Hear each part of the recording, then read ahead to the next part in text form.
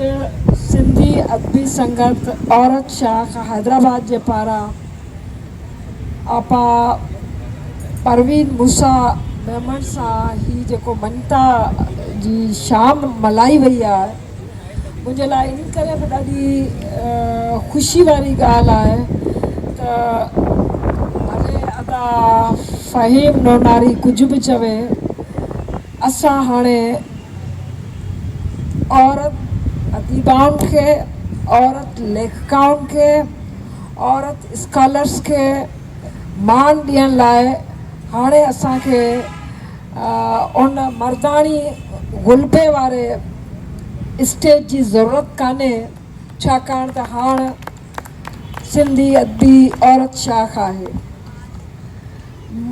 ज़ाहिर आहे सदर जी हैसियत में जेका हिन महफ़िल जे सदारत करण वारे खे हर ॻाल्हाइण वारे ते ज़रूरु जेका असां पंहिंजी राय ॾियणी आहे, मां पंहिंजी राय ॾींदसि, पर सभ खां पहिरीं इन ई ॻाल्हि खां शुरू कयूं था, इहा सेग्रीगेशन कई कंहिं आहे? हीअ सेग्रीगेशन छा औरतुनि कई आहे? हिन सेग्रीगेशन लाइ औरतुनि खे छा मजबूर न कयो वियो आहे? हिन वक़्त ताईं जेके बि सरकारी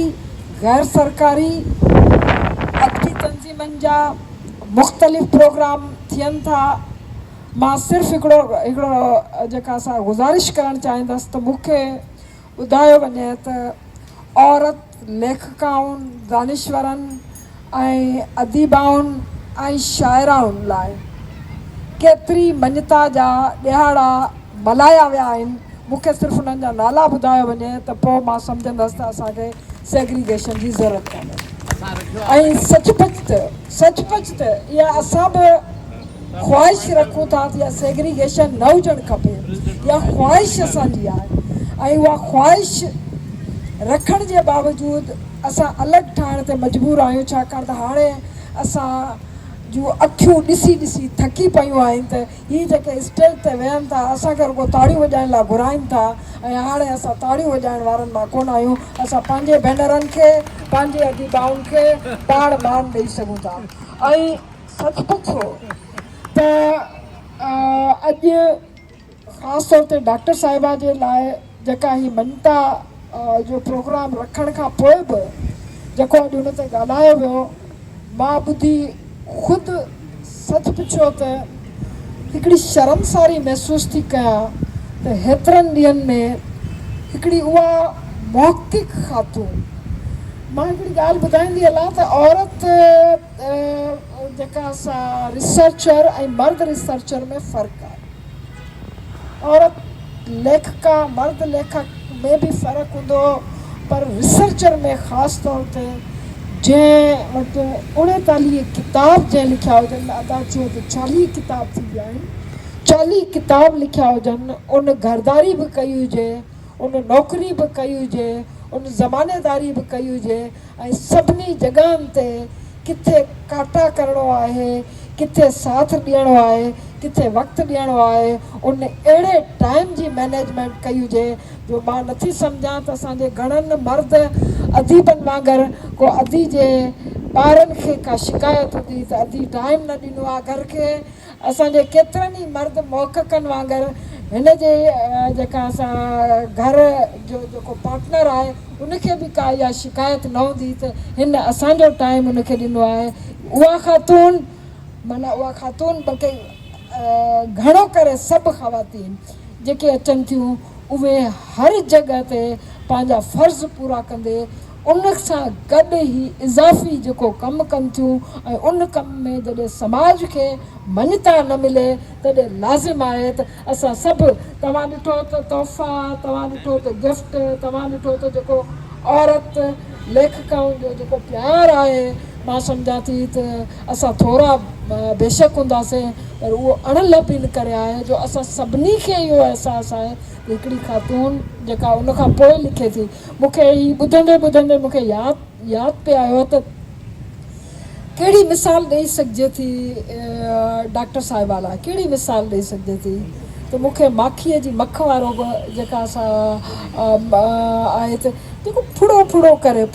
करे गॾु कंदी हुजे, फुड़ो करे गॾु कंदी हुजे। ऐं या हिकिड़ी नंढड़ी जेका केवल जेका माकोड़ी हिकिड़ो दाणो खणी ईंदी हुजे ऐं उनखां पोइ तव्हां ॾिसो त उन दाणे मां ख़रार थिया आहिनि। तव्हां ॾिसो त अॼु उनजे ख़ज़ानो केॾो भरियल आहे उन। ऐं उहा इहा मूंखे ख़ैर यादि नथो पए, थी सघे थो असांजा केतिरा ई जेके आहिनि से जीअं अॼु पाण ॿुधायो त केतिरा ई मर्द थी सघनि था जिन जा किताब एतिरी तादाद में विकामिया हुजनि। शेख अयाज़ त मूंखे यादि माना उहो तहक़ीक़ी ज़ाइरा कोन्हे हिकिड़ो तख़लीक़कार, पर हिकिड़े तहक़ीक़ी किताब जा जेके 4-4 हज़ार कापियूं विकामनि ऐं बार हुन जा एडिशन अचनि, मां सम्झां थी उहा हिकिड़ो इंतिहाई जेका उहा असांजे लाइ फ़ख्र जी ॻाल्हि आहे त अदी जा किताब एतिरा छपिया आहिनि। ऐं सचुपचु मां बि पंहिंजे पाण खे हिन मामले में अणॼाण थी सम्झां त मूंखे बि एतिरो पतो न हुयो। ऐं ॿी ॻाल्हि ॻाल्हाईंदी हलां, छाकाणि त सभिनी जेका असां उन्हनि ते ताज असांजो माना जेका असां बेताज बादशाह आहे असांजे सिंधी अदब जो, ऐं उन बेताज बादशाह जी सभ खां वॾी ख़ूबी इहा आहे जेका पुराणे दौर जे माण्हुनि में हूंदी आहे, उहे सिर्फ़ु हिकिड़े शख़्स जे हवाले सां न सुञाणींदा आहिनि। उन शख़्स जो जंहिंखे चइजे त हसब नसब खां वेंदे उन जा घर, उन जो ॻोठ जो माहौल, उन सॼे जी जेका असां उपचार कंदा आहिनि। ऐं ॾीपले खे केरु न सुञाणींदो हूंदो, बल्कि हाणे त मां इहो चई सघां थी त असांजी जेका ब्यूरोक्रेसी आहे उन ब्यूरोक्रेसी में ॾीपले जा मेंबर जेका हाईएस्ट पोज़ीशन्स ते आहिनि, त जंहिंजा कम सिंध सेक्रेटरीएट में पवंदा हूंदा, वज़ारतनि में पवंदा हूंदा, उहे त उहे ई ॾीपले खां वाक़िफ़ु हूंदा। पर हिकिड़े ॾीपले जी ॿी सुञाणप बि आहे, इहा सुञाणप जेका अफ़सरशाही वारी आहे, इहा त यकीननि ई असांजी जेका असां हुकूमती जेके वज़ीर थियनि था उन्हनि खे वधीक ॼाण हूंदी। पर हिकिड़ी जेका ॿी सुञाणप आहे ऐं उहा पहिरीं सुञाणप जेका आहे उहा मोहम्मद उस्मान ॾीपलाई वारी। ऐं यकीन कयो त मोहम्मद उस्मान ॾीपलाई जूं कहाणियूं पढ़ी अॼु बि जेका असां मां सम्झां थी त अॼु सभु कुझु आहे, पर मोहम्मद उस्मान ॾीपलाई कोन्हे। तंहिंजे करे पीर परस्ती बि आहे, क़बर परस्ती बि आहे। असां इहे सभु जेके आहिनि से उहो कारोबार गॾो गॾु हलंदड़ आहे, छाकाणि त असां वटि मोहम्मद उस्मान ॾीपलाई हिन वक़्तु जहिड़ो जेका असां उन जहिड़ो मुजाहिद को मौजूदु कोन्हे। पर उहो मुजाहिद जे मौजूदु न हुजण जे बावजूदु उन जी जेका लीजेंड जेका असां चऊं त ख़ासि तौर ते उहा विरासत, उहा लिखण वारी जेका उहा सुञाणप, उहा हिन जे ॾीपले जी उहा सुञाणप किथे विञाई कोन वई आहे। ॾीपले जी जेका असां उन फर्ज़नि खां पोइ ॾीपले जी उहा धीअ, उहा जंहिंखे अदी चयो त तुंहिंजी भेण मुंहिंजी भेण, ॾाही ॾीपले जी ॾाही उन चाली जेकॾहिं एतिरा ई किताब, एतिरियूं कहाणियूं मुंहिंजे ख़्याल में मोहम्मद उस्मान ॾीपलाई जूं हुयूं। पर किताबनि जे हवाले सां जेको ज़िक्र आयो त अदा ताज बि हिन जो ज़िक्र कयो। ऐं हक़ीक़त आहे त ॾीपले जा सभु हवाला हिकिड़े पासे, ॾीपले जा ई 2 हवाला, मोहम्मद उस्मान ॾीपलाई ऐं असांजी भेण जो डॉक्टर साहिबा जो जेको हवालो आहे, मां सम्झां थी त उहो सभ खां मोतबर आहे। छाकाणि त ॿियूं त शयूं अचणियूं वञणियूं हुयूं, उतां माण्हू रिटायर बि थींदा, उतां माण्हू ताक़त जे मर्कज़ तां लहंदा बि, पर हीउ मोहम्मद उस्मान ॾीपलाई अॼु कोन्हे। यादि था कयूं, इन्हनि जो कमु सदा हयात आहे, जेको असांजे सिंधी अदब जी तारीख़ में सदा हयात रहंदो। उन खां पोइ रिहाना मला जी जेका असां मां हमेशह ॾाढी जेका असां इम्प्रेस रहंदी आहियां जेॾी महिल को लिखियलु मकालो पढ़ंदी आहे। असां वटि आदत घणी रहिजी वई आहे, असां शायदि लिखियलु शयूं न पढ़ंदा आहियूं। ऐं बाक़ी जेका असां अहिड़े तरीक़े सां हुन जेको तक़ाबली जाइज़ो पेश कयो आहे, उनखां पोइ हिकु कहाणी जो विचूर पेश कयो, मां सम्झां थी त उहो बि असां सभिनी खे जिन किताब इहो न पढ़ियो हूंदो त 20 तोला सोन, उहो वरी असांखे पढ़णो पवंदो। ऐं हक़ीक़त इहो आहे त ख़ासि तौर ते जेके घर में कमु कनि था उन्हनि जो रिलेशनशिप, उन्हनि जी पॉज़िटिव नेगेटिव शयूं, पर बहरहाल रिहाना पंहिंजे मकाले सां न रुगो निभायो पर एतिरा मकालो ईअं पढ़ियाई जो असां सभु ॿुधंदा रहियासीं ऐं कंहिं बि मां घटि में घटि हिन ख़ुशफ़हमी जो शिकार आहियां, मुमकिनात न हुजे पर मूंखे लॻंदो आहे त इन खाना बदोश में माण्हुनि जो हुजूम असां खणी न गॾु कंदा हुजूं पर जेतिरा बि असां वटि महिमान अचनि था, चाहे अंदरि हॉल में प्रोग्राम थिए, चाहे असां हाणे ॿाहिरि करण ते मजबूर आहियूं, पर उन में हिकु हिकु माण्हू हिकु हिकु स्पीकर जो हिकु हिकु लफ़्ज़ ध्यान सां ॿुधंदो आहे ऐं ध्यान सां ॿुधण सां ज़रूरु माना चई सघिजे थो त रिहाना जेका असां पंहिंजो तमामु जेको असां बहितरु उन खां पोइ अदा ज़वार नक़वी ज़वार नक़वी साहिबु जेको ओ हेनरी जे किताब जो जेको उनजे अफ़साने जो जेको ज़िक्र कयो ऐं सचपच त मां उहो क़ुर्बानी वारो जेका असां उहा पढ़ियलु न आहे पर अदी जॾहिं पाण उनजो ज़िक्र कयो त मूं ॾिठो हसीना सां जे अखियुनि में पाणी अची वियो। उहो ॾिठो त असांजी छाकाणि त इलाही माहिरूं वेठियूं आहिनि ऐं ॿाहिरनि जा दिलि माहिरूं वधीक सम्झी सघनि थियूं। अदी ॿुधायो त डॉक्टर साहिबा ॿुधायो त जेॾी महिल हू लिखी रही हुई त उन वक़्तु उनखे महसूसु थियो हुयो, उन तर्जुमो कयो ऐं ज़वार नक़वी साहिबु उनखे जॾहिं बयानु कयो त ज़वार नक़वी बि बिल्कुलु असांखे मजबूर कयो त इहा स्टोरी वरी पढ़ी वञिजे। सो ज़वार नक़वी साहिबु खेसि घण पढ़ी ख़ातून बि चयो। सो इन हवाले सां बि ज़रूरु जेका असां संदसि जो ज़िक्र कजे। डॉक्टर शाज़िया पिताफ़ी, मां ज़रूरु इहो चवंदसि त डॉक्टर शाज़िया पिताफ़ी जेका अदी जे डॉक्टर साहिबा जे बारे में जेका ॼाण ॾिनी उहा इन करे अहम आहे त हीअ त हक़ीक़त आहे त असां जेका असां लतीफ़ शनासी जे हवाले सां खोड़ नाला अचनि था, लतीफ़ जे हवाले सां खोड़ नाला अचनि था, पर डॉक्टर साहिबा लतीफ़ ते कमु कंदड़ हू चवंदा न मूंसे ॾिठा माउ, उन्हनि जिन लतीफ़ ते कमु कयो पंहिंजी जेका असां लतीफ़ सां जेका अदी जी उनसियत आहे उन हवाले सां उन्हनि सभिनी जे कम खे अलाए किथां किथां चूंडियो हूंदई, कीअं कीअं चूंडियो हूंदई त कंहिंजा नाला कंहिंजे माना इन्हनि किताबनि जा जेके टाइटल कीअं आहिनि उहे कीअं चूंडिया विया आहिनि, उन ते ॻाल्हायो कीअं आहे, उन ते लिखियो कीअं आहे। उन शाज़िया पिताफ़ी उन हवाले सां टिनि जेका असां डॉक्टर साहिबा जे टिनि किताबनि जो ज़िक्र कयो ऐं उन टिनि किताबनि जे हवाले सां जेका असां ॼातो हिन ज़ाहिर आहे मूंखे बि जीअं त मां दावा माना हुन सां चवां थी एतिराफ़ थी कयां त सभु किताब मुंहिंजा पढ़ियल बि न आहिनि, बल्कि सभु किताब मुंहिंजा शायदि ॾिठल बि न आहिनि, पर हिन जेका असां हवाले सां मां यकीनन इहे टई किताब पढ़ंदसि जेके जिन जो ज़िक्र जेका असां